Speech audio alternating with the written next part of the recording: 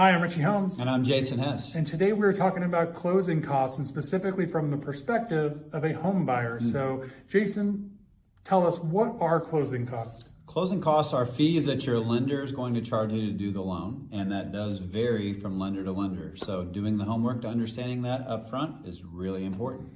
Now, who pays for those? Normally that's a buyer expense. We've come from a market to where you didn't ask the seller to help compensate for any of that. It's changed a little bit to where certain properties right now, you might have a little bit of room to negotiate with that. But for the most part, I would say it is a buyer's expense. So if I wanted to negotiate closing costs as a home buyer, what properties may have more potential than others to do that? Not the ones that just listed. Definitely ones that have been on the market for a little bit of time. Maybe something that just did a price reduction. Something that doesn't, have multiple offers or multiple interests right out the gate.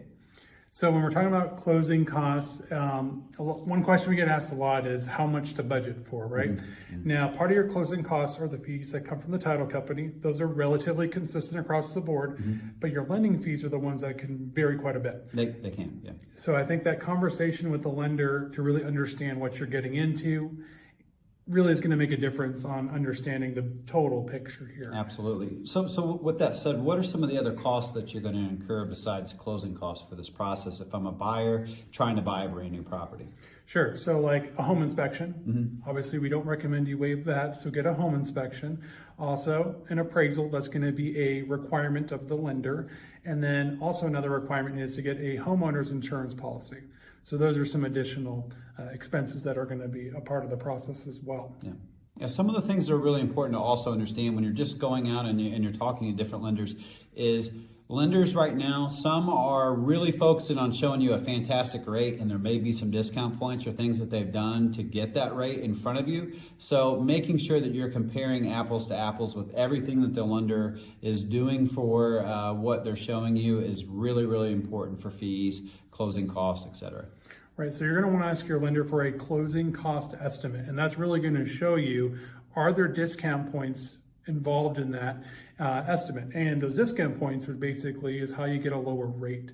So you may not be getting the best deal if your primary focus is just on the interest rate. You really got to see the big picture. Yeah, it can really make a big difference long term.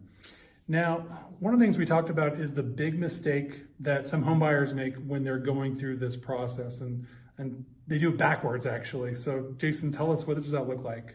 The big mistake is making sure that you do not go out and look at multiple properties and want to see all this stuff without knowing this information or having that figured out with your lender and having an actual pre-approval to where you do understand fees, interest rates, and the lender says you can buy these houses. It's really important to make sure that when you do walk in, you know exactly what your fees are, you know exactly what you're looking at, and it makes it for a comfortable process in the beginning. Absolutely. So definitely take the time, have those conversations with your mortgage professional and your agent, and you're going to be all set for success. Easy. Success is good. All right.